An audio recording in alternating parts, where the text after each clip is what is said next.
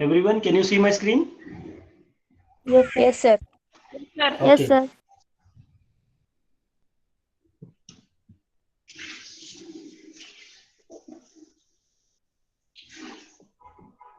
Good morning, everyone. Today we will discuss a new policy, that is claim for loss of profit. In this policy, as we have already studied, when fire occurs in the business, fire not only destroys the assets, but it also dislocates the normal working conditions for sometimes. The business is disorganized for a certain period of time, and the normal business cannot be achieved during this period of dislocation. The sales are comparatively less than what they are supposed to be under the normal working conditions. And therefore, today we will discuss a claim for loss of profit policy, or you can say consequential loss policy. As I already told you, when a fire occurs, apart from the direct losses, for example, loss on account of stock, loss account of assets destroyed, there is also consequential loss. Consequential means because fire occurred and there was a damages to the losses, damages to the business assets, it ultimately results in disorganization of business or discontinuation of business during that particular period. And in this particular period, there will be certain expenses that will be incurred. For example, due to fire, your stock has been lost, your assets has been lost, and during this period, you cannot able to make your sales, but you are supposed to pay your rent, you are supposed to give the salaries to the employee. It means that there is a loss of profit which the business would have earned during the period. This loss can be incurred against by a loss of profit, or as I already told you, consequential loss policy. And there must be a separate policy in respect of consequential loss, but the claim will be admitted in respect of the policy when the claim on account of fire is also admitted under other policies. Have you understood what is the meaning of consequential loss policy or claim for loss of profit policy, or should I give the explanation in Marathi? Hello? मराठीत सांगा. Okay, चालेल. तर आपण loss of profit policy म्हणजे काय, sorry loss of stock policy म्हणजे काय हे आपण पाहिलेलं होतं मागे. आपण त्याची काही उदाहरणं पण सोडवलेली आहेत. पण आजचा जो दुसरा पॉलिसीचा प्रकार आहे आणि तो प्रकार म्हणजे काय तर claim for loss of profit. आता मला सांगा की आपला जो प्रॉफिट आहे तो प्रॉफिट कधी आपल्याला मिळणार नाही. उदाहरण जर सांगायचं म्हटलं तर जर आपल्या व्यवसायामध्ये आग लागली तर आगीमुळे आपला मालच जळणार नाही, तर आपल्या ऍसेट देखील जळतील आणि आपला माल जळाला, आपल्या ऍसेट जळाल्यामुळे आपल्याला विक्री करणं शक्य होत नाही. आणि जर विक्री करणं शक्य नाही झालं तर जितक्या दिवसापर्यंत आपल्याला ते आग विझवून आपला बिझनेस पुन्हा एकदा पूर्ववत स्थितीमध्ये आणण्यासाठी जो कालावधी जाणार आहे, त्या कालावधीमध्ये आपण कोणत्याही प्रकारची विक्री करू शकत नाही. आणि विक्री करू शकत नसल्यामुळे आपल्याला त्या कालावधीमध्ये कोणत्याही प्रकारचा प्रॉफिट देखील मिळू शकत नाही. म्हणजेच जेव्हा आपला लॉस ऑफ स्टॉक होतो, बिझनेस डिसऑर्गनाइज होतो, डिसलोकेट होतो, अशा वेळेला नुसतं आपला लॉस ऑफ स्टॉक आणि ऍसेटच होत नाही, तर आपला लॉस ऑफ प्रॉफिट देखील होत असतो. आणि म्हणून हे लॉस ऑफ प्रॉफिट तर होणारच आहे तुमचा. त्याच बरोबरीने याच कालावधीमध्ये जर तुम्ही तुमचं दुकान हे भाड्याने घेतलं असेल, तुमच्या दुकानामध्ये काही व्यक्ती काम करत असतील, तर जरी तुमच्या व्यवसायाला आग लागली तरी सुद्धा तुम्हाला त्या एम्प्लॉईजला पगार द्यावा लागेल, म्हणजे सॅलरी द्यावी लागेल. तुम्ही भाड्याने जर दुकान घेतलं असेल तर दुकानाचं आपल्याला भाडं द्यावं लागेल. म्हणजेच हे खर्च देखील त्यामध्ये उद्भवत असतात. आणि म्हणून इन केस जर उद्या एखाद्या बिझनेसमध्ये आग लागली आणि आगीमुळे जर फक्त त्याचं माल जळाला तर तुम्हाला फक्त मालाचे पैसे मिळतील, परंतु त्या कालावधीमध्ये तुमचा जो प्रॉफिट बुडाला होता त्या प्रॉफिटचे तुम्हाला पैसे मिळतील का? नाही मिळणार. आणि म्हणून अशा प्रकारच्या प्रॉफिटचे देखील पैसे मिळण्यासाठी आपण एक पॉलिसी काढत असतो आणि त्या पॉलिसीचं नाव काय आहे तर लॉस ऑफ प्रॉफिट पॉलिसी, किंवा याला दुसरा नाव असं आहे कॉन्सिक्वेन्शनल लॉस पॉलिसी. समजलंय आता सगळ्यांना? Hello. Yes sir. Yes sir. हा, आता हे सगळं का घडतंय बघा. व्यवसायात आग लागतीये, आगीमुळे आपला माल जळतोय, आपल्या ऍसेट जळतायत. आता जर उदाहरणार्थ तुमची बिल्डिंग जळाली तर बिल्डिंग जळाल्यानंतर कोणी येईल का आपल्या दुकानामध्ये माल खरेदी करायला? सांगा बरं. हॅलो. नाही. आणि जर आपला माल पण जळालेला असेल तर कुठलाही व्यक्ती आपल्या दुकानामध्ये येऊन तो माल खरेदी करणार नाही. म्हणजेच आपल्याला जळालेला माल हा सगळ्याच्या सगळा इन्शुरन्स कंपनीकडे क्लेम करून त्यांच्याकडून पैसे घ्यावे लागतील, दुकानाची मरम्मत करावी लागेल, दुकानाला परत एकदा रिनोव्हेशन करावं लागेल. आणि ह्या सर्वांसाठी काही वेळ जाणार आहे आपल्याकडे. मग तुम्हाला बऱ्याचदा 3 महिने लागू शकतील, 6 महिने लागू शकतील, 15 दिवस लागू शकतील. म्हणजे या 3 महिने 6 महिने हा जो कालावधी आहे या कालावधीमध्ये आपला कोणत्याही प्रकारची विक्री होणार नाही. विक्री तर होणारच नाहीये, पण त्याचबरोबरीने आपल्याला भाडं पण भरावं लागेल, कामगारांचा पगार देखील द्यावा लागेल. वरून आपल्याला जो ह्या कालावधीमध्ये 6 महिन्यामध्ये जो प्रॉफिट होणार होता तो प्रॉफिट देखील होणार नाही. म्हणजेच लॉस ऑफ स्टॉक किंवा ऍसेटमुळे आपला लॉस ऑफ प्रॉफिट देखील होतो. आणि म्हणून त्याला शब्द काय दिला तिथे? कॉन्सिक्वेन्शनल. म्हणजे माल जळाल्यामुळे प्रॉफिट नाही झाला, बिझनेसमध्ये आग लागल्यामुळे आपल्याला प्रॉफिट मिळालेला नाही, आणि म्हणून त्याचं नाव इथे काय दिलेलं आहे? कॉन्सिक्वेन्शनल लॉस पॉलिसी. समजलं सगळ्यांना? आता आपण ह्याच्यामधले काही वेगवेगळे पैलू जे आहेत ते पैलू या ठिकाणी पाहणार आहोत. Loss of profit policy normally it covers the 2 terms. One is loss of net profit and second is any increased cost of working. Now you may be ask me the question, sir, what do you mean by increased cost of working? So dear students, increased cost of working means renting of temporary premises. In every business there is some standard by which its activity or progress can be accurately judged. It may be sales affected or the quantity of goods or services produced. To measure the loss suffered by a firm due to fire, it is necessary to set up some standard express in such unit to represent the volume of work. And therefore, there should be a relationship between the amount of standard and the amount of profit raised. And there is a comparison between the amount of standard before and after fire will give a reliable indication of the loss of profit. The most satisfactory unit of measuring the prosperity and therefore a profit is usually a turnover. A claim for loss of profit can be established only if the insured premises or the property therein are destroyed or damaged by the peril defined in the policy.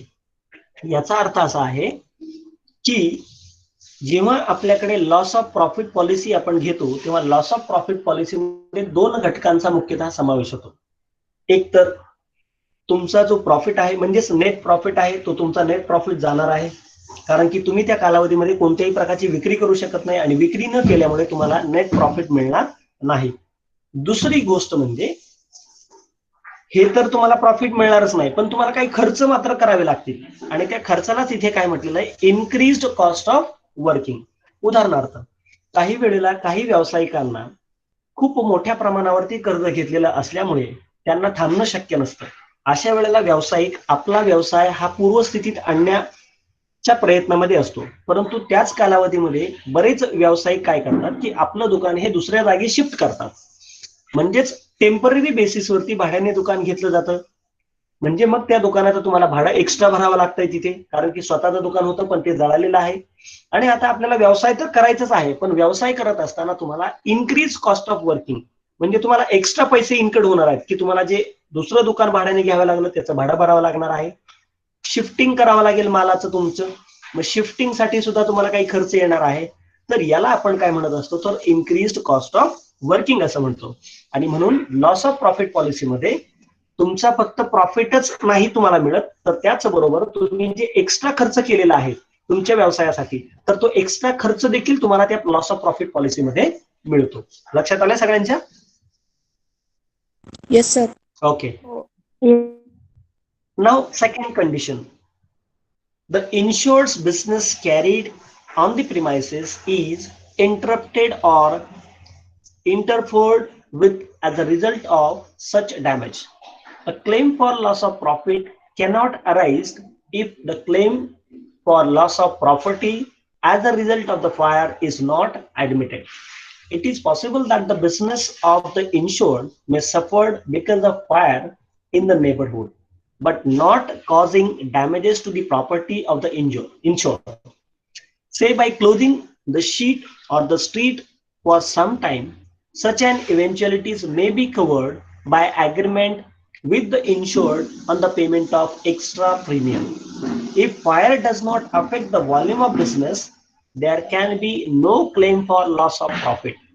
Also, it does not mean that if there is a large property claim, there will be necessity a large claim of profit or losses.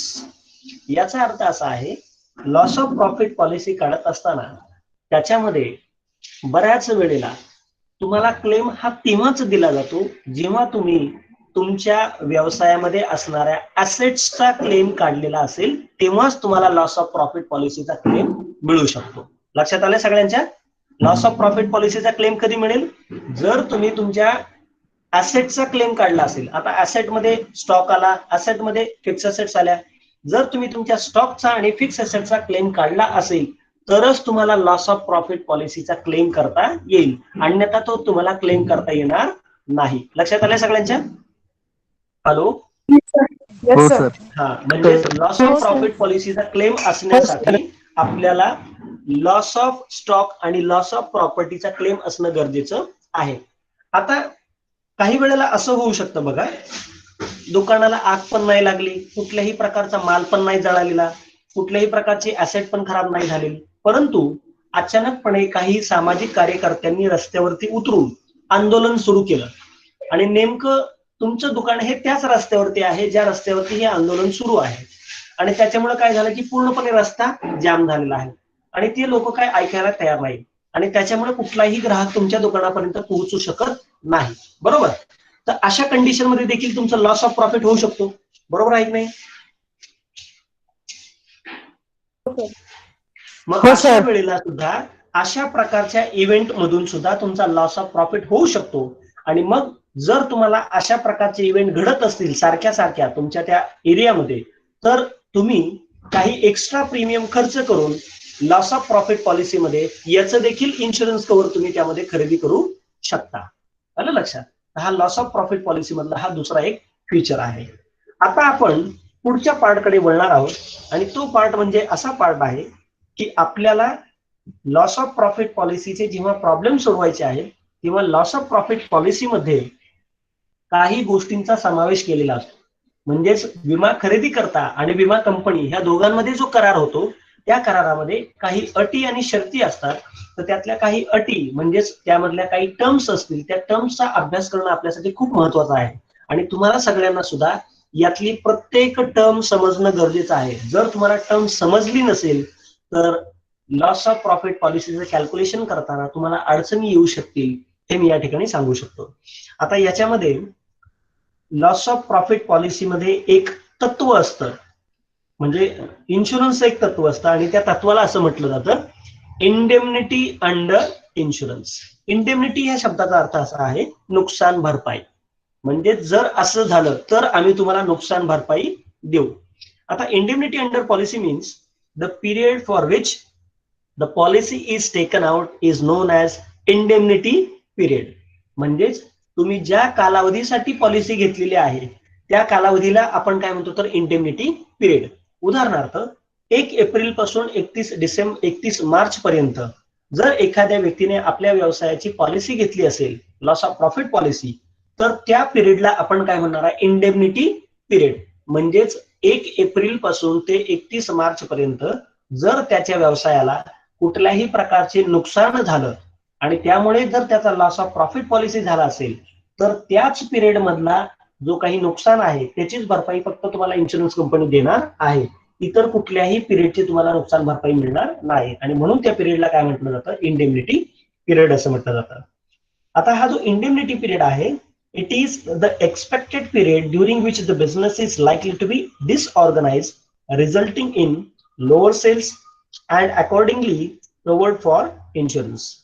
The lesser of the two periods, that is indemnity period or the dislocation period, would be reckoned for calculation of claim by the insurance company. आता हे फार महत्वाचं आहे, समजून घ्या. आपण insurance काढला आहे 1 एप्रिल 2019 ते 31 मार्च 2020. या कालावधीला आपण सगळेजण कोणता कालावधी म्हणणार आहे, तर इंडेमनिटी पिरियड. लक्षात आलंय सगळ्यांच्या? हॅलो, हो सर. हो सर. म्हणजेच ज्या पिरियडची आपण पॉलिसी घेतलेली आहे त्या पिरियडला आपण काय म्हणायचं, तर इंडेमनिटी पिरियड असं म्हणायचं. पण इन्शुरन्स कंपनी म्हणते की आम्ही तुम्हाला अख्ख्या वर्षभराचा लॉस नाही देणार, इंडेमनिटी पिरियड हा तर आम्ही देणारच आहे त्या पिरियडमध्ये काही घडलं तर. पण लॉस ऑफ स्टॉक असेल किंवा लॉस ऑफ ऍसेट असेल, याच्यामुळे जे तुमचं नुकसान होणार आहे, या नुकसानीमध्ये तुमचं जितक्या दिवसाचा डिसलोकेशन असेल, डिसलोकेशन म्हणजे समजा आग लागली, असं धरून चालूया की आग लागली 1 जुलैला 2019 आणि 1 सप्टेंबर 2020 पर्यंत तुम्ही काहीच करू शकला नाही, म्हणजे तुम्हाला विक्री पण करता नाही आली, तुम्ही फक्त शिफ्टिंग वगैरे ह्या गोष्टीमध्ये तुमचा सगळा वेळ गेला. म्हणजेच ऍक्च्युली तुम्ही किती महिने डिसलोकेट होता, तर जुलै ऑगस्ट 2च महिने डिसलोकेशन होता तुम्ही, बरोबर.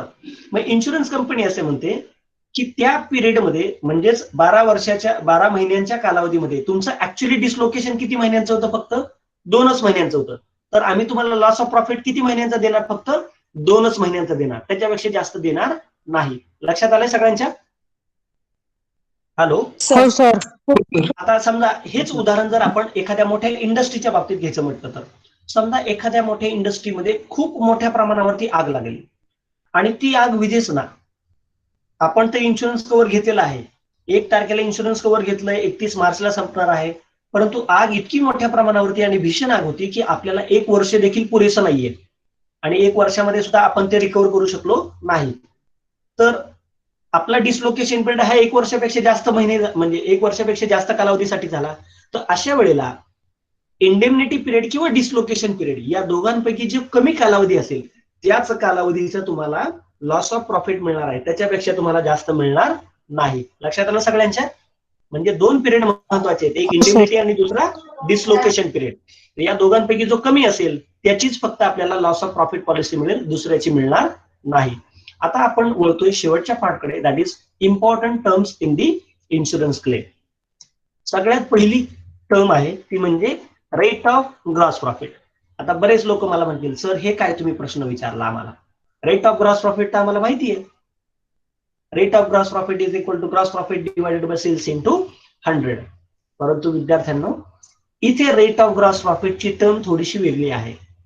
रेट ऑफ ग्रॉस प्रॉफिट म्हणजे rate of gross profit earn on the turnover during the financial year immediately before the date of damage. म्हणजेच काय, रेट ऑफ ग्रॉस प्रॉफिट काढत असताना तुम्हाला गेल्या वर्षीचा, म्हणजे समजा आग लागलेली आहे, समजा आजच आग लागली 31 ऑक्टोबर 2020 ला, पण तुमचं इयर एंडिंग तर 31 मार्च 2020 ला संपलेलं आहे. तर 31 ऑक्टोबर 2020 ला जर आग लागलेली असेल तर तुम्ही जो रेट ऑफ ग्रॉस प्रॉफिट काढायचा आहे तर तो रेट ऑफ ग्रॉस प्रॉफिट गेल्या वर्षीचा असला पाहिजे. चालू वर्षाचा तुम्ही रेट ऑफ ग्रॉस प्रॉफिट काढू शकत नाही. म्हणजेच काय, immediately before the date of damage, date of डॅमेजच्या आधी जो काही तुमचा फायनान्शियल इयर असेल त्याच कालावधीमधला तुम्हाला रेट ऑफ ग्रॉस प्रॉफिट या ठिकाणी ग्राह्य धरावा लागणार आहे. आणि म्हणून त्या ठिकाणी आपण काय काढत असतो, तर रेट ऑफ ग्रॉस प्रॉफिट. लक्षात आलंय सगळ्यांच्या? Yes sir. ओके. आता दुसरी टर्म याच्यामध्ये आहे ती म्हणजे अॅन्युअल टर्नओव्हर. आता शब्द फार सोपा आहे बघा. अॅन्युअल म्हणजे काय म्हणतो आपण, एका वर्षाचा. पण अॅन्युअल टर्नओव्हर घेत असताना इथे याची डेफिनेशन दिलेली आहे आणि ते म्हणतात the turnover during the 12 months immediately before the date of damage. म्हणजेच ज्या वर्षी आपलं डॅमेज झालेलं आहे किंवा ज्या तारखेला आपलं डॅमेज झालेलं आहे त्याच्या इमिजिएटली पहिला, आलं लक्षात? म्हणजे 31 ऑक्टोबरला आग लागली तर ह्याच्या आधीचं तुमचं वर्ष कुठलं होतं? तर 1 एप्रिल 2019 ते 31 मार्च 2020. म्हणजे अॅन्युअल टर्नओव्हर हा immediately before the date of damage मध्ये जे वर्ष असेल त्या वर्षातलाच अॅन्युअल टर्नओव्हर घ्यायचा आहे. लक्षात आलंय सगळ्यांच्या? हॅलो? हो सर. आता बघा मी तुम्हाला हे सांगतोय का सांगतोय याचं कारण आहे, प्रॉब्लेम मध्ये तुम्हाला खूप वर्षांचे सेल्स दिलेले असणार आहेत आणि तुम्हाला अगदी असं वाटेल सर हे किती सेल्स आहेत दिलेले आपल्याला क्वेश्चन मध्ये. खूप प्रकारचे सेल्स दिलेले असणार आहेत आणि तुम्हाला त्यातला बरोबर अॅन्युअल म्हणजे काय, immediately before the date of fire. Rate of gross profit म्हणजे काय, immediately before the financial year date of fire. म्हणजे डेट ऑफ फायरचे इमिजिएटली बिफोरचा जो काही फायनान्शियल इयर असणार आहे त्या इयर मधला ग्रॉस प्रॉफिट काढायचा आहे. अॅन्युअल टर्नओव्हर म्हणजे डेट ऑफ फायरच्या इमिजिएटली बिफोर त्याच्या आधीचा जो काही टर्नओव्हर होता 12 महिन्यांचा. कॅल्क्युलेशन किती आहे बघा, कम्प्लिटली 12 महिन्यांचं कॅल्क्युलेशन असेल तरच त्याला आपण अॅन्युअल टर्नओव्हर म्हणायचं, अथवा त्याला अॅन्युअल टर्नओव्हर म्हणणार नाही. आता यातली तिसरी टर्म आहे आणि सगळ्यात इम्पॉर्टंट आहे ती म्हणजे स्टँडर्ड टर्नओव्हर. याची व्याख्या थोडीशी नीट ऐका, मी परत मराठीत देखील सांगेल तुम्हाला. Standard turnover during that period in the 12 months immediately before the date of damage which corresponds with the indemnity period to which such adjustment shall be made as may be necessary to provide for the period of the business and for variations or in special circumstances affecting the business either before or after the damage or which would have affected the business had damages not occurred, so that the figures adjusted shall represent as nearly as which but for the damage would have been obtained during the relative period after the damages. खूप मोठी व्याख्या आहे ना standard turnover. आता standard याचा अर्थ असा आहे की अशा प्रकारचा सेल्स की जो cells 12 months immediately before the date of damage which correspond with the indemnity period. आता उदाहरणार्थ मी तुम्हाला सांगतो, आपण पॉलिसी घेतली होती 1 एप्रिल 2019 ला आणि आपली पॉलिसी कधी एक्सपायर होणार होती 31 मार्च 2020 ला. म्हणजे 1 एप्रिल 2019 पासून ते 31 मार्च 2020 हा आपला काय झाला होता, इंडेमनिटी पिरियड झाला होता, बरोबर. आता आग कधी लागलेली आहे आपली, आग अशी लागलेली आहे समजा 31 डिसेंबर 2019 ला आग लागलेली आहे, बरोबर. तर स्टँडर्ड टर्नओव्हर म्हणजे की तुम्ही जो इंडेमनिटी पिरियड आहे तुमचा म्हणजे 1 एप्रिल 2019 पासून ते 31 मार्च 2019 पर्यंत, तर ह्याच्या आधीच्या वर्षीचा, येते लक्षात, याच्या आधीच्या वर्षी त्याच कालावधीमध्ये, हॅलो येते सगळ्यांना? हो सर. म्हणजे फॉर एक्झाम्पल 31 डिसेंबर 2019 ते 31 मार्च 2020 हा 3 महिन्यांचा कालावधी असणार आहे तुमचा, की ज्या कालावधीमध्ये तुम्ही सेल्स करू शकत नाही आणि तुमचा प्रॉफिट बुडणार आहे. तर गेल्या वर्षी म्हणजे कधी 31 डिसेंबर 2018 ते 31 मार्च 2019 हा काय झाला, स्टँडर्ड झाला, पण इमिजिएटली बिफोर, आलं लक्षात, करस्पॉन्ड म्हणजे त्याच महिन्याशी संबंधित गेल्या वर्षातला सेल्स काढायचा. येते लक्षात सगळ्यांना? हॅलो हो सर. हॅलो. आता याच्यामध्ये उदाहरण देतो मी तुम्हाला, आणखीन सोपं करून सांगूया आपण. 31 डिसेंबर 2019 ते 31 मार्च 2020 या कालावधीमध्ये म्हणजे 31 डिसेंबरला आग लागली आणि आग विझवायला आपल्याला जवळजवळ 31 मार्च 2020 उजळला.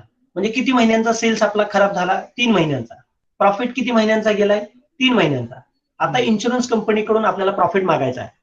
मग प्रॉफिट मागत असताना इन्शुरन्स कंपनी काय म्हणणार, तुम्ही 3 महिन्यात किती सेल्स केला असता, तर त्याला काहीतरी सांगावं लागेल ना बेसिस आपल्याला. का आपण म्हणणार नाही आम्ही 50 कोटी रुपयांचा प्रॉफिट केला असता किंवा सेल्स केला असता. इन्शुरन्स कंपनी म्हणणार हे काय, आम्हाला काहीतरी बेस असायला पाहिजे ना. तर इन्शुरन्स कंपनी सरळ म्हणते की आम्ही स्टँडर्ड टर्नओव्हर ठरवून देऊ तुम्हाला. स्टँडर्ड म्हणजे काय, या वर्षी तुमची आग लागलेली आहे मान्य आहे आम्हाला, मग तुमचं या 3 महिन्यात गेल्या वर्षी जेवढा सेल्स झाला होता तेवढ्या सेल्सच्या प्रमाणामध्ये आम्ही तुम्हाला काय देणार आहे, लॉस ऑफ प्रॉफिट देणार आहे. आणि म्हणून त्याच वर्षात त्याच महिन्यांमधला गेल्या वर्षीचा जो पिरियड असेल त्या पिरियडला तुम्ही इथे काय म्हणू शकता, स्टँडर्ड टर्नओव्हर. लक्षात आलंय सगळ्यांच्या? हो Yes, सर. sir. ओके. आता पुढची टर्म आहे ती म्हणजे ग्रॉस प्रॉफिट. इथे मात्र या पॉलिसीमध्ये ग्रॉस प्रॉफिट हा थोडासा वेगळ्या पद्धतीने काढला जातो, याचा फॉर्म्युला देखील वेगळा आहे. इथे ग्रॉस प्रॉफिट म्हणजे for loss of profit insurance purpose gross profit is the sum produced by the amount of insured standing charges to the net profit. आता याच्यामध्ये समजा if there is a net loss, gross profit is the amount of insured standing charges less proportion of any net trading loss as the amount of insured standing charges bears to all the standing charges, that is insured plus uninsured of the business. थोडक्यात सांगायचं म्हणजे काय, जर तुम्ही जो gross profit काढणार आहात तर ते ग्रॉस प्रॉफिट काढण्यासाठी इथं थोडंसं एक आमचं सूत्र वेगळं आहे. आणि ते सूत्र काय सांगतं तर ग्रॉस प्रॉफिट काढत असताना आपण या ठिकाणी ग्रॉस प्रॉफिट घ्यायचं आहे, त्याच्यामध्ये इन्शुअर्ड स्टँडिंग चार्जेस ऍड करायचे. आता इन्शुअर्ड स्टँडिंग चार्जेस म्हणजे काय ही संकल्पना आपण पूर्ण करूया.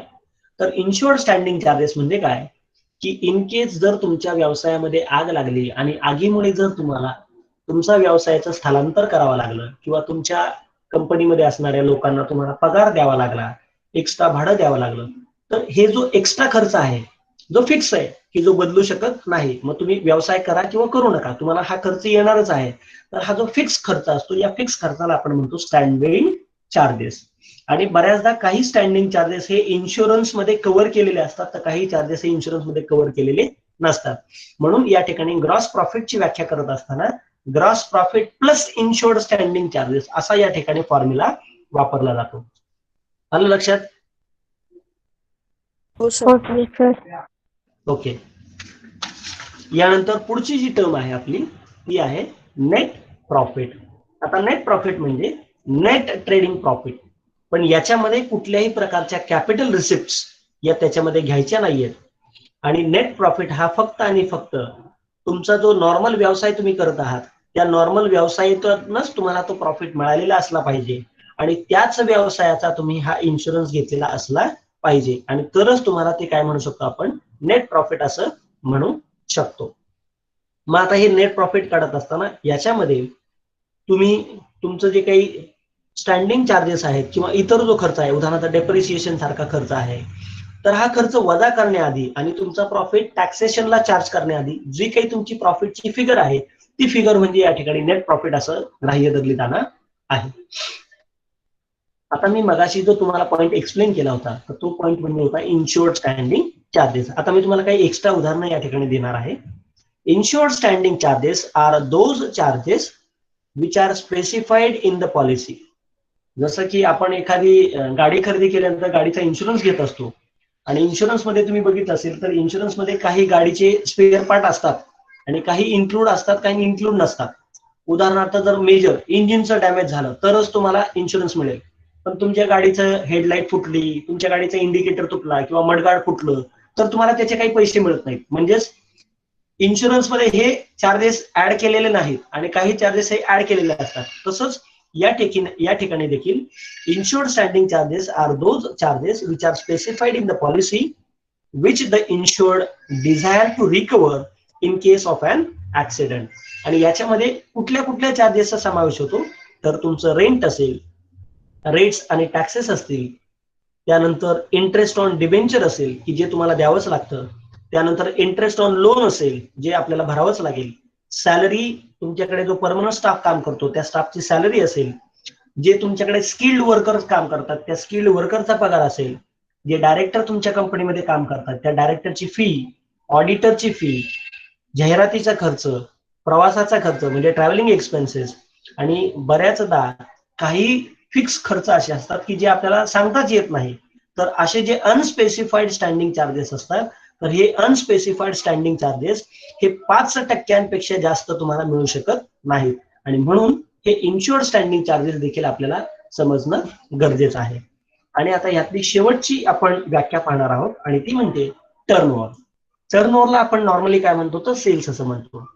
The money paid or payable to the insured for goods sold and delivered for services rendered in the course of business at the premises. म्हणजेच विक्रीची व्याख्या ही अतिशय महत्वाची आहे, कारण की विक्री करत असताना तुम्ही ज्या व्यवसायाचा इन्शुरन्स उतरवलेला आहे त्याच व्यवसायामध्ये किंवा त्याच व्यवसायाच्या परिसरामध्ये तुमची खरेदी विक्री ही चालू असलेली पाहिजे. अन्यथा व्हायचं असं आपलं कुठंतरी एखाद्या जुन्या कुठल्या तरी फार्म हाऊसच्या ठिकाणी आपलं एखादं बिल्डिंग असायची आणि आपण त्या बिल्डिंगचा इन्शुरन्स उतरवलेला असेल आणि तुमचा व्यवसाय मात्र दुसऱ्या कुठल्या तरी ठिकाणी चाललेला आहे, तर इन्शुरन्स कंपनी त्याचे पैसे तुम्हाला देणार नाही. आणि म्हणून त्या ठिकाणी टर्नओव्हर म्हणजे ज्या ठिकाणी तुमचा बिझनेस स्थापन झालेला आहे आणि त्याच ठिकाणी तुम्ही बिझनेसमध्ये विक्री आणि खरेदी यासारख्या ऍक्टिव्हिटी तुम्ही पार पाडत असता, तर अशा ठिकाणी जो काही तुम्ही विक्री करता त्या विक्रीला या ठिकाणी टर्नओव्हर असं संबोधलं जातं. कुणाची काही शंका आहे का या टर्म्सच्या बाबतीमध्ये? उद्याला मी किंवा पुढच्या लेक्चरमध्ये मी तुम्हाला न्यूमेरिकल क्वेश्चन सहित हे सगळे टर्म्स तुम्हाला मी समजून सांगण्याचा प्रयत्न करेल, जेणेकरून प्रॉब्लेम सोडवताना तुम्हाला प्रॉब्लेमकडे पहिल्या तुम्हाला लक्षात आलं पाहिजे. हे म्हणजे स्टँडर्ड टर्नओव्हर, हे म्हणजे आपले गेल्या वर्षीचे टर्नओव्हर आहेत, हे टर्नओव्हर म्हणजे आपले अॅन्युअल टर्नओव्हर आहे. ह्या टर्म्स तुम्हाला प्रॉब्लेमकडे पहिल्या तुम्हाला आयडेंटिफाय करता आल्या पाहिजे, कारण की प्रॉब्लेम मध्ये फक्त आकडे दिलेले असतात आणि तारखा दिलेल्या असतात आणि त्या ठिकाणी आपल्याला कुठले अॅन्युअल टर्नओव्हर आहे, कोणता स्टँडर्ड टर्नओव्हर आहे, कोणता टर्नओव्हर हा करस्पॉन्डिंग पिरियडचा आहे, हे मेन जे 4 सेल्स आपल्याला काढायचे असतात. तर हे 4 सेल्स काढत असताना ह्या सर्व डेफिनेशनची माहिती तुम्हाला असणं गरजेचं आहे. कोणाची काही शंका आहे का? बोला प्लीज. No sir. ओके, चालेल. मग आता थांबायचं या ठिकाणी आपण. हॅलो सर, पुढच्या हा बोला बोला. लॉकडाऊन मुळे जो लॉस ऑफ प्रॉफिट झालाय त्याचा कव्हर भेटतो का? जर त्यांनी पॉलिसी काढली असेल तर मिळू शकतो त्यांना. हॅलो. Okay sir.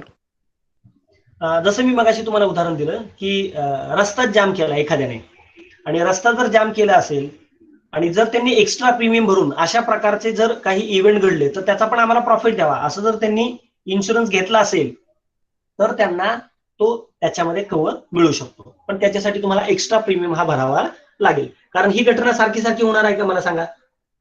ही अनिश्चित आहे, कधीही होऊ शकते. म्हणजेच ज्या घटना कधीही होऊ शकतात, पण आपल्याला माहिती आहे की अशी घटना पण घडू शकते आणि त्याच्या अगेन्स्ट पण मला प्रॉफिट मिळाला पाहिजे मला परत. तर त्यासाठी व्यवसायाची एक्स्ट्रा प्रीमियम भरण्याची तयारी असली पाहिजे आणि जर तो तुम्ही एक्स्ट्रा प्रीमियम भरला असेल तर तुम्हाला नक्कीच त्याचा बेनिफिट त्या ठिकाणी मिळणार आहे. आता याचं छोटंसं उदाहरण सांगतो. आपण जी हेल्थ इन्शुरन्स पॉलिसी घेतो, हेल्थ इन्शुरन्स पॉलिसीमध्ये काय असतं, बऱ्याचदा आपण म्हणतो की जर मी हॉस्पिटलाइज झालो 24 तास तर मग मला जे काही आजार आहे त्या आजाराच्या बद्दल मला ट्रीटमेंट घ्यावी लागली तर जेवढा तो खर्च होईल तेवढा खर्च मला मिळू शकेल. परंतु त्या पॉलिसीमध्ये समजा एखाद्या केसमध्ये तुम्हाला तुमचा एखादा अवयवच बदलावा लागला, आलं लक्षात, तर अवयव बदलायचे पैसे हे त्या पॉलिसीमध्ये कव्हर नाहीयेत. त्या पॉलिसीमध्ये काही ठराविक आजार आणि त्या आजारपणासाठी तुम्ही जर हॉस्पिटलमध्ये ऍडमिट झाला त्याचेच पैसे तुम्हाला फक्त मिळतात, बरोबर आहे. मग तुम्हाला जर एखादं ऑर्गॅन देखील बदलायची वेळ आली आणि त्या ऑर्गॅनचे पैसे जर फॉर एक्झाम्पल तुम्हाला माहिती आहे किडनी ट्रान्सप्लांट करायची असेल तर किडनीची कॉस्ट ही मार्केटमध्ये खूप आहे, तर नॉर्मल हेल्थ इन्शुरन्स पॉलिसीमध्ये किडनीचे पैसे कव्हर केले जात नाही.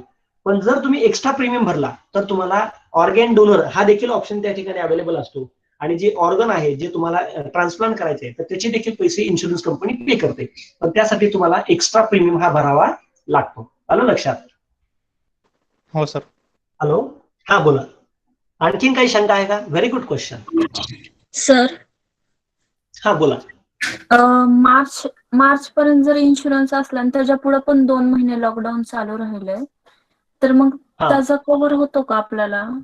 नाही होत. मी मगाशीच तुम्हाला सांगितलं, एक तर इंडेमनिटी पिरियड किंवा ऍक्च्युअल डिस्लोकेशन. ओके. म्हणजे तुमची पॉलिसी कधीपर्यंत होती? 31 तारखेपर्यंत होती. मग तुम्हाला कव्हर कधीपर्यंत मिळणार? 31 तारखे. जर तुम्ही 31 तारखेच्या नंतर पॉलिसी रिन्यू केली असेल तर तुम्हाला कव्हर मिळणार नाही, त्याचा काहीच अडचण येणार नाही. पण जर केली नाही, पॉलिसी जर कंटिन्यू केली असेल, नाही कंटिन्यू जर नाही केली तर ते फक्त 31 तारखेपर्यंतच धरणार तुम्हाला. 31 तारखेच्या पुढे पॉलिसी नाही मिळणार तुम्हाला. ओके. मग कंपनी काय म्हणते, हा तुमचा पिरियड तर डिस्लोकेशन मध्येच आहे, परंतु डिस्लोकेशन पिरियड हा पॉलिसी पिरियड पेक्षा जास्त आला ना. ओके. कारण तुम्ही पॉलिसी घेतली होती 31 तारखेपर्यंत, पण तुमचं डिस्लोकेशन 31 नंतर चालू आहे आणि तुम्ही पॉलिसीच घेतली नाही, तर ते म्हणणार 31 तारखेपर्यंत जेवढा होतो तेवढाच देणार आम्ही. जर पुढची पॉलिसी घेतली असती तर मग तो पुढच्या पॉलिसीमध्ये पण कव्हर केला असता आम्ही तिथे. Okay, thank you.